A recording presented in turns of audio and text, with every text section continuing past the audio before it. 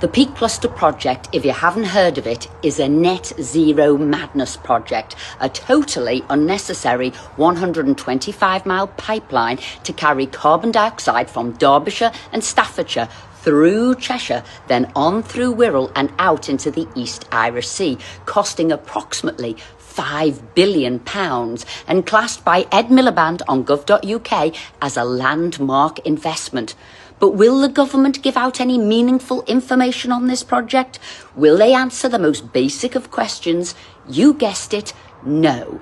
So pitiful have been their answers. I did a point of order in the House of Commons on it.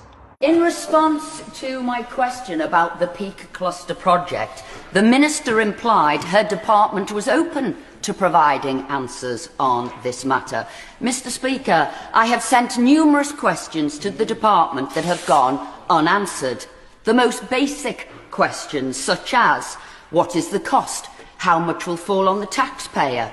What is the cost-benefit analysis? Will the UK be importing carbon dioxide from international sources? I've also had to resort to freedoms of information, Mr. Speaker. Again, they have all gone unanswered. What does a Member of Parliament have to do to get questions on this matter answered by this government?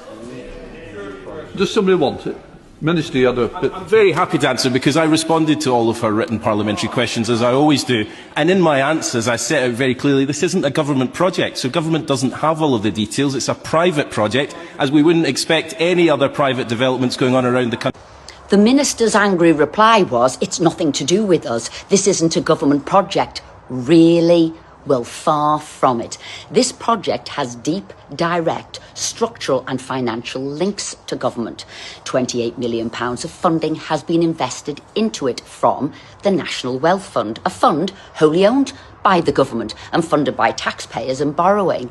And it is a primary stakeholder in Peak Cluster Limited.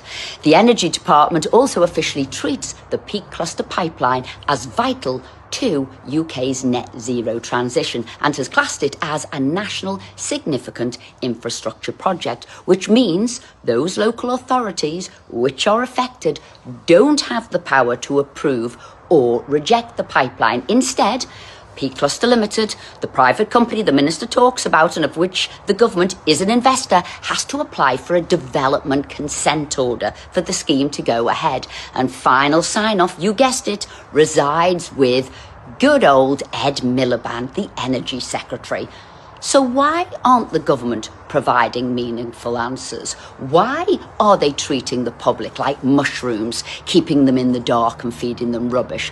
Well, I have a debate next week in the House of Commons on this matter. Let's hope the Minister will do us all the courtesy of providing some decent answers.